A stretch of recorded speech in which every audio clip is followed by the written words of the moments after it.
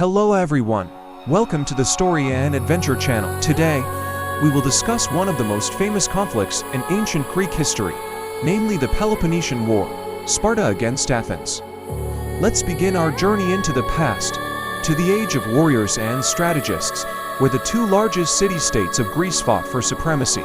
The Peloponnesian War lasted from 431 to 404 BC and involved two major Greek powers, the Delian League led by Athens and the Peloponnesian League led by Sparta. The main cause of this war was the rivalry and tension between these two powers, which continued to increase over the decades.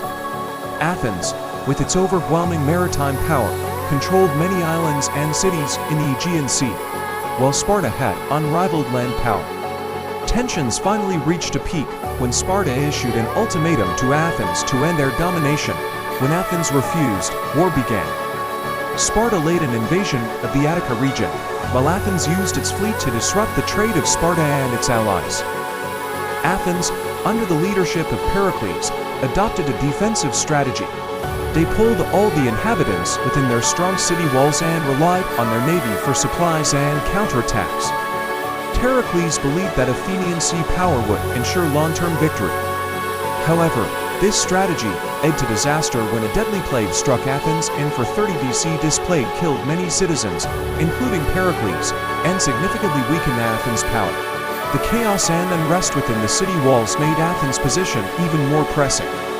Despite the plague, Athens continued the war by carrying out aggressive naval attacks.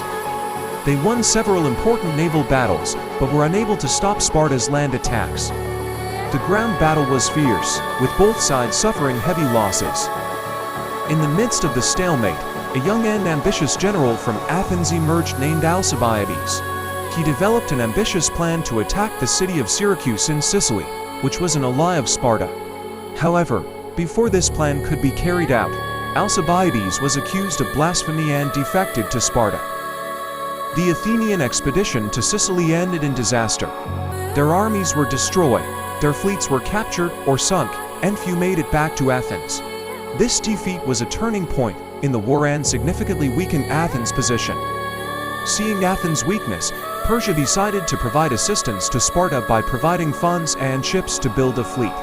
With Persian help, Sparta was able to defeat the Athenian fleet in a decisive naval battle at Aegospotami in 405 BC. Athens was finally besieged and forced to surrender in 404 BC. After the defeat, Athens was forced to dismantle their city walls, surrender their fleet, and become a vassal of Sparta. The Peloponnesian War left Greece devastated and weak, paving the way for external powers such as Macedonia to rise to power. The social, political, and economic impacts of this war were felt for years. The Peloponnesian War is a story of ambition, power, and destruction.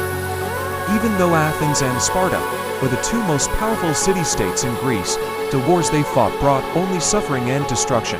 From this story, we learn that military strength and smart strategy do not always guarantee victory, and that peace and cooperation are often more valuable than domination and conflict. Thank you for watching this video. Don't forget to like, share, and subscribe for other historical stories. See you in the next video. Remain brave and wise, because from history we learn to build a better future.